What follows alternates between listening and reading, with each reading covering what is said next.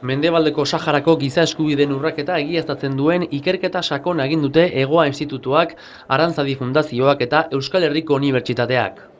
Testigantzetan eta proba zientifikoetan oinarritutako ikerketa lan mardula, Marokok Saharan egin dituen gehiegikeriak agerian uzten dituena. Euskal Fondoa, Gipuzkoako Aldundia eta Donostiako Udalaren laguntza izan du ikerketak. Ikerketa hau oso importantea eta beharrezkoa da. Sahararen hitza jasotzen delako eta testigantza horietan oinarrituta benetan gertatu zena dokumentatzen delako.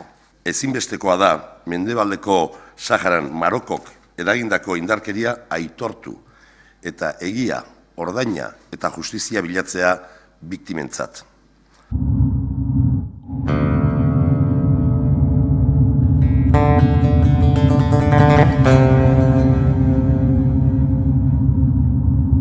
Eta margarren urtetik ari da Hegoa Institutua Euskal Fondoaren laguntzarekin batera Mendebaldeko Saharan ematen diren giza eskubideen urraketen inguruko ikerketa egiten.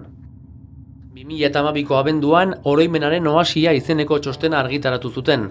Saharako biztanleek 1975 urtetik gaur arte pairatutako urraketak aztertzen zituena. 2013ko otsailean artazain batek giza hondakinak topatu zituen Samarako eskualdean, Marokok 1982an eraikitako harresitik hurbil. Hegoa Institutuko, Arantzadi Fundazioko eta Euskal Herriko Unibertsitateko ikerketa talde bat bertara joan eta bi-biak ikertu zituen.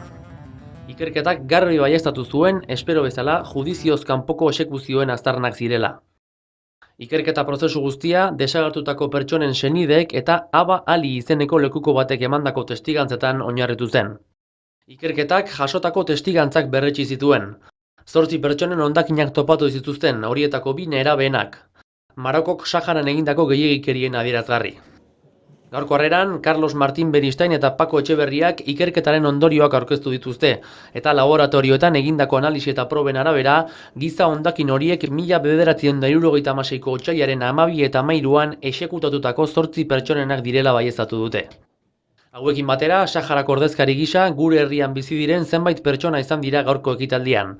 Besteak beste, Jimmy Elgalia, Sahararen giza eskubideen defendatzailea. Unkituta, eskerrak emana izan dizkie ikerketa lan honetan aritu diren guztiei. Bihar, arratsaldeko 7etatik aurrera, Donostiako udaletxean aurkeztuko dituzte ikerketaren nondik norako eta xehetasunak.